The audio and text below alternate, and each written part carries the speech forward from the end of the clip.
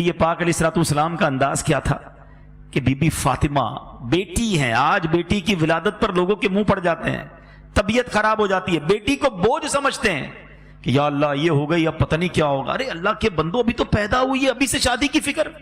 جس رب نے بیٹی دی ہے وہی انتظام کرے گا نا، وہ خالق ہے، وہ مالک ہے، وہ رازق ہے۔ نبی پاک علیہ السلام فرماتے ہیں جس کا مضمون ہے کہ جس کی 3 بیٹیاں ہوں اور اس کی اچھی پرورش کرے اور ان کو اچھی طریقے سے پال پوس کر بڑا کر کے ان کا رشتہ کر دے، اللہ کریم ان 3 بچیوں کے بدلے اس کے والدین کو جنت عطا فرمائے گا، جنت واجب ہو جائے گی۔ صحابی رسول نے عرض کی حضور اگر کسی کی 2 بیٹیاں ہوں؟ اللہ کے حبیب فرماتے 2 بیٹیاں ہوں تب بھی جنت واجب ہو جائے گی۔ جب پہلی بار میں یہ حدیث پڑھ رہا تھا نا، میں سوچنے لگا میری تو 1 بیٹی ہے۔ صحابہ بھی کمال کے تھے، یقین کرو ہمارے کام آسان کر دیے۔ اسی حدیث کا اگلا جز تھا، صحابی رسول پوچھتے ہیں حضور اگر 1 بیٹی ہو تو؟ اللہ کے حبیب فرماتے 1 بیٹی ہو تب بھی جنت واجب ہو جاتی ہے۔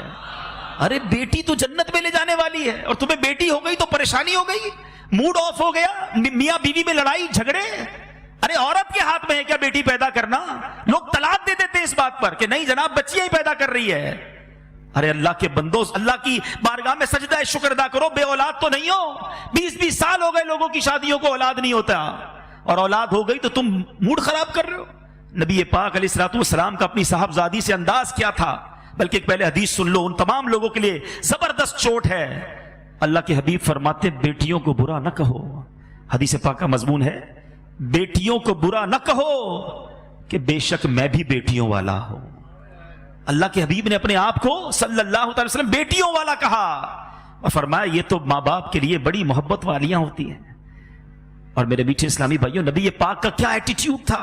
خاتون جنت بی بی فاطمہ، نبی پاک اگر بیٹھے ہوتے اور بی بی فاطمہ آتی تو نبی پاک کھڑے ہو جاتے، بیٹی کے لیے کھڑے ہو جاتے، اپنی بیٹی کا ہاتھ چومتے۔